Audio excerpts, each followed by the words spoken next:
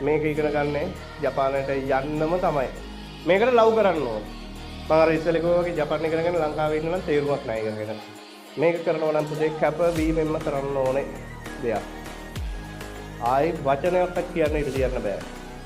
ඉගෙන ගන්න පුළුවන් සහ ඉගෙන ගන්න බෑ කියලා දෙකොට්ටාසියක් නැහැ. නේ අපි හැමෝටම තියෙන එකම මොලයක්. එකම මොලයක් නේ තියෙන්නේ නේ. වෙනස් නෑ. හරිද? එකම කැපැසිටි එකෙන් තමයි මොලේ තියෙන්නේ. එතකොට ඔකට පාවිච්චි කරන විදියනේ පොඩක් වෙනස් වෙන්නේ නේ. එතකොට මේකට උනන්දුව කැපවීම තියනවා නම් ආසාව තියනවා නම් ආසාවෙන් කරන්න ඕනේ. ආසාව නැතුව කිසිම දෙයක් කරන්න බෑ. දැන් කෙල්ලෙක් එක්ක යාළුනා ආසෙහින්දනේ යාළුවා. මේ කොල්ලෙක් එක්ක යාළුනානේ. ඒ වගේ තමයි මේකත්. මේකට ලව් කරන්න ඕනේ.